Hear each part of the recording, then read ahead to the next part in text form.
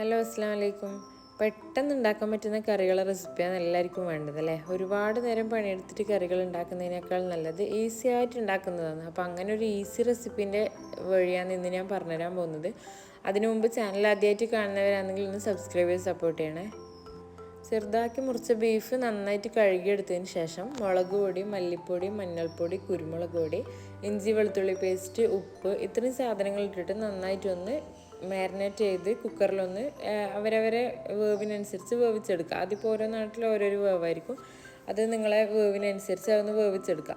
പിന്നെ ഒരു പാനിൽ കുറച്ച് വെളിച്ചെണ്ണ വെച്ച് ചൂടാക്കിയിട്ട് അതിൽ ഇഞ്ചി വെളുത്തുള്ളി പച്ചമുളക് മൂന്നും ചതച്ചത്, അത് മാക്സിമം പേസ്റ്റ് ഇടാതിരിക്കാൻ ശ്രമിക്കണം കേട്ടോ. അത് മൂന്നൊന്ന് ആ പച്ചമണയിൽ മാറി വന്നാൽ കുറച്ച് ഉള്ളി, ചെറിയുള്ളി നന്നായിട്ട് വഴറ്റി കൊടുക്കുക. ഈ സമയത്ത് ശ്രദ്ധിക്കേണ്ട കാര്യം എന്ന് വെച്ചാൽ സവാള മാക്സിമം ഒഴിവാക്കിയിട്ട് ചെറിയുള്ളിനെ ഉപയോഗിച്ചാൽ കറിക്ക് ടേസ്റ്റ് കൂടാൻ ഉപകാരമാവും കേട്ടോ.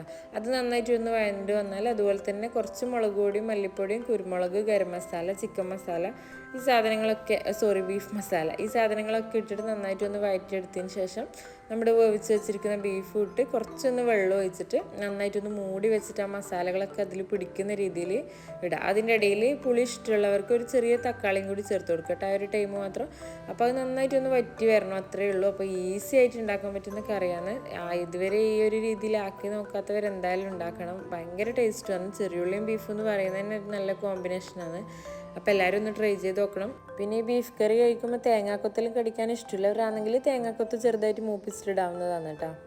ആ ഈസി പണി എന്ന് പറഞ്ഞിട്ട് പിന്നെ ഒരുപാട് എക്സ്ട്രാ പണി തരുന്നത് ശരിയല്ലല്ലോ. അതുകൊണ്ടാണ് ഞാൻ അങ്ങനത്തെ ഒന്നും പറയാണ്ടെന്നില്ല. ഞാൻ അങ്ങനത്തെ ഓവർ ഡെക്കറേഷൻസ് ഒന്നും കയറ്റാറില്ല. ഈ ഒരു രീതിയിലാക്കുമ്പോൾ അതിന് അത്യാവശ്യം നല്ല ടേസ്റ്റ് ഉണ്ട്. നല്ല ചൂട് പത്തലിൻ്റെ കൂടെ നല്ല കോമ്പിനേഷനാണ്. നെയ്ച്ചോറ്, ചപ്പാത്തി എല്ലാം കൂടി നല്ല കോമ്പിനേഷനാണ്. അപ്പോൾ സബ്സ്ക്രൈബ് ചെയ്യാത്തവരും മറക്കാണ്ട് സബ്സ്ക്രൈബ് ചെയ്യണേ.